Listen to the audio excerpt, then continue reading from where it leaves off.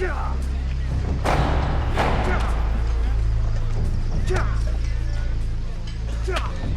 he walks in on his instructor fighting a wooden dummy. I was super pleased about that because wooden dummies are a thing that people use in martial arts. Most wooden dummies have 3 arms and 1 leg, which is exactly what you see here. However, the dude is using it completely wrong.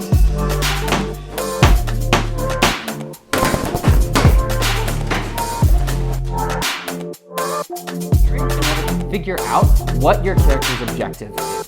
That's why I'm like, Enola is taking down Mr. Bowler Hat Man. Hey friends! John here, and welcome to The Martial Actor. Today, I, a black belt, will be reacting to Season 3 of Cobra Kai. Now, this is part 2 of a 3-part series, so if you haven't seen part 1 or seen me react to Seasons 1 or 2, check out the links in the description below, keep your eyes peeled for part 3, and let's dive right in.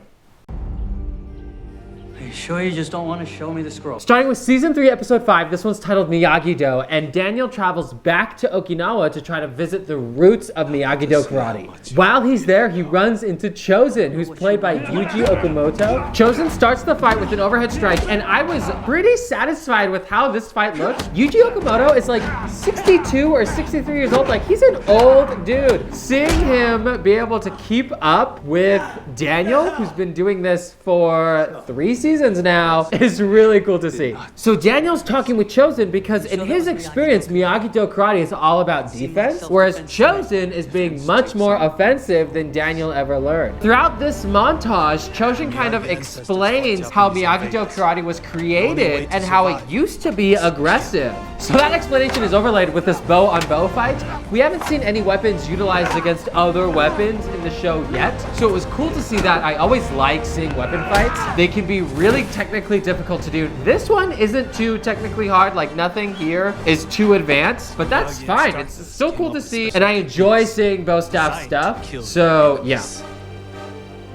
Now, we're getting to see Daniel be a little bit more offensive. Chozen's throwing some kicks, punches. This is all, again, like pretty simple choreo. Then Chozen does a really good takedown on Daniel, and he pulls out a sai. I think Americans generally think sais are stereotypically feminine weapons because Elektra wielded them, and she kind of brought it into like pop culture canon. But that's not true at all. Like, sais were used by both sexes, so I'm glad to see them used by Chozen here. About any of this. Maybe he thought you were not ready or not able.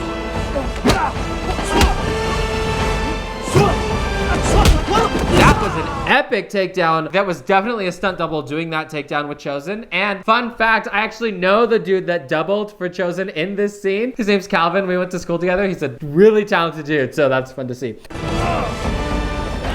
Maybe Mr. Miyagi was just trying to protect me. We're not living hundreds of years ago. No reason anymore to kill. Sometimes you have no choice but to kill. Now this kind of stuff that Chozen is doing right here with like the double blocks and the arm stuff and the breathing where he's inhaling and exhaling loudly and slowly. That's like stereotypical Kung Fu. I love seeing that kind of stuff. That's like straight out of Kung Fu. And then Chozen starts hitting Daniel in these pressure points.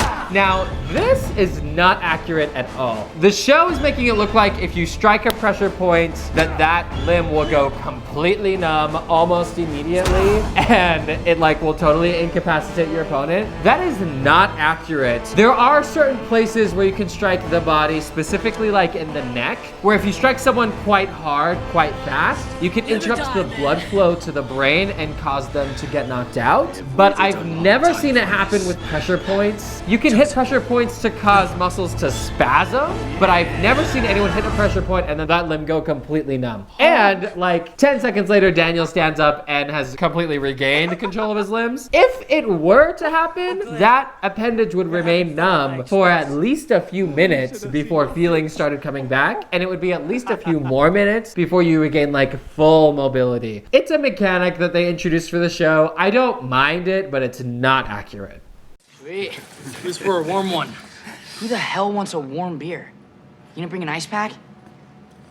We're still in that same episode, but now we are getting to see this fight with Robbie in the jail, while also cutting between a fight with Sam and a bunch of Miyagi-Do students versus Hawk and a bunch of Cobra Kai students. Now, this is the first time in the show that we have seen two fights happen simultaneously while cutting between them, and it narratively worked really well. I really enjoyed seeing it. Additionally, this is the first time we see Robbie start a fight. So he comes in and does like a jump roundhouse kick to the guy's face, and then gets a nice elbow in, gets another roundhouse to chip that dude, and he is just like coming out the gate storming. Now, Samantha is also getting like a bunch of really great strikes, and they're both being super aggressive. I really liked that takedown. That was a really nice takedown from her. And even Dimitri is getting some stuff. Now, cutting back to Robbie, he's getting a tiny bit of parkour on that table, and then kicks the dude.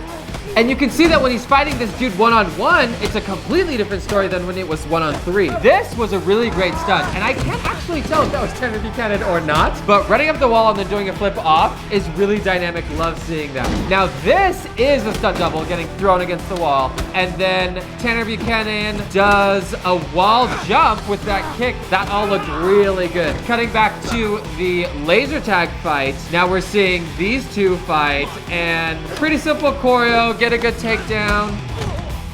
Coming back to the jail, and Robbie's like wailing on this dude. We're really seeing like a really aggressive side of Robbie that we saw at the end of season 2, but he is really becoming even more aggressive here, which is a really interesting choice for his character. And then Tori comes in, and we get a huge energy shift. The music drops, and then we start hearing a heartbeat, and Sam is starting to panic. Now we see the same kind of thing here, an energy shift. Robbie's getting taken down by the guards, and then all of the other people in the laser tag fight are starting to lose against Cobra Kai. They did that tonal shift really well. The choreo reflected them starting to lose. They changed the music. It's much more somber, much more like lower, much slower, and you hear that like big booming bass. It really changes the energy and the feeling from what we were just seeing like 20 seconds ago. So now Sam is starting to get flashbacks of what Tori did to her at the end of season 2, and she's really like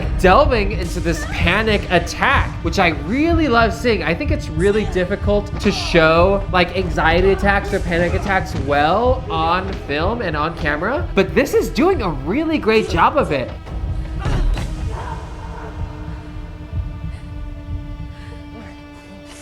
We're seeing Robbie restricted on the ground, and then we mirror to having Dimitri being restricted in the same way. That's very strong mirroring.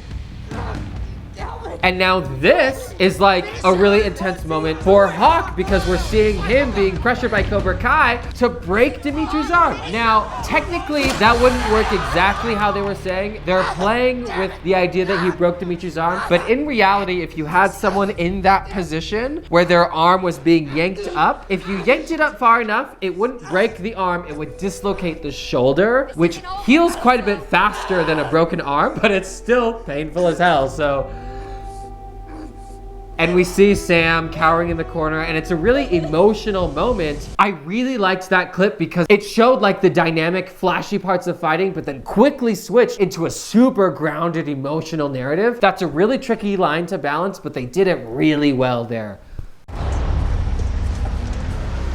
Moving forward, this is season 3, episode 6, titled King Cobra, and the first clip in this episode is just really quick. I wanted to point out this thing in one of Kreese's flashbacks. So he walks in on his instructor fighting a wooden dummy. I was super pleased about that because wooden dummies are a thing that people use in martial arts. Most of the time, it's used in Wing Chun or Jeet Kune Do. I was also pleased because they made one that is functionally correct. Most wooden dummies have 3 arms and 1 leg, which is exactly what you see here. However, the dude is using it completely wrong. So you don't punch a wooden dummy and then like slice the arms off. A wooden dummy is structured the way it is because it simulates an opponent's body where their arms could be, and you use it to practice lines of attack and defense. So punching the middle and then like chopping off an arm is like the opposite of how you would use it. So I was like super happy that they had it, super happy that they made it correctly, but like they could have gone the extra mile and used it right as well. Skipping forward, this is Kyler's fight in the dojo. So I was pretty happy actually that they brought back Kyler from season 1. I thought that he was a pretty good antagonist, and I was really surprised that they totally dropped him. So I'm happy to see him back. So we start and we get a really strong front kick to Kyler's face, and then he retaliates really quickly. So he stays out of range, ducks to the kick, and then tackles that dude and goes straight into wrestling mode. So he gets him in a headlock, and then the dude taps out.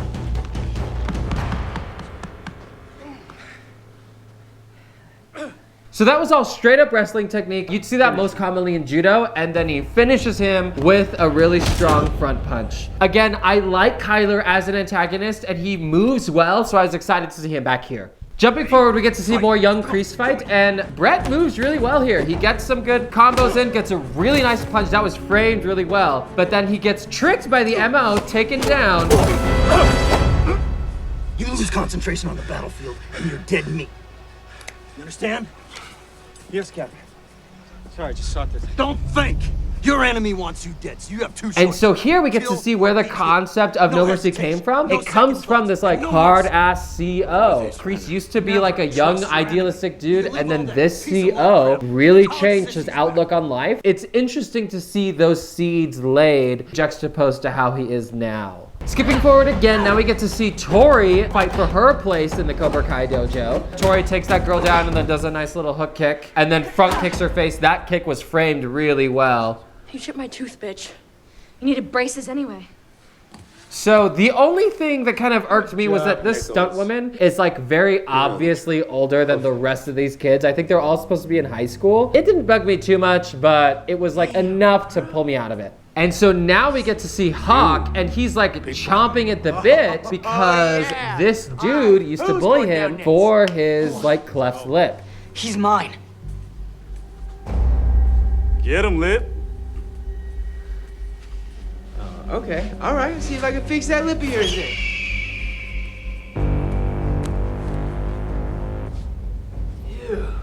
And Kreese kind of like waves the flags down because he knows that Hawk is gonna get really aggressive against this dude. So Hawk starts, and he usually starts most of his fights. He started that one with a jump spinning crescent kick. It looked really good. And now he's just wailing his elbows on this dude. Elbows are like really aggressive strikes. So I think it really fits to Hawk's character, especially as season 3 has gone on. Like, we're seeing sides of Hawk that become more and more aggressive. And here is like the epitome of that. We get to see him just like wail over and over and over on this dude. And Kreese is the only one that like is happy with it. Even Tori is like, dang, that was really aggressive. And so Hawk walks away, and we see him really embracing this like darker side of himself. It's really like almost borderline disturbing. So it'll be interesting to see where Hawk goes from here.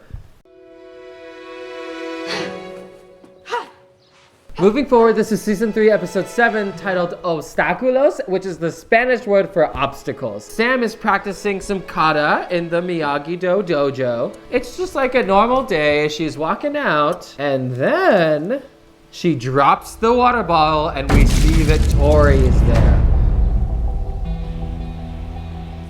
What are you doing here?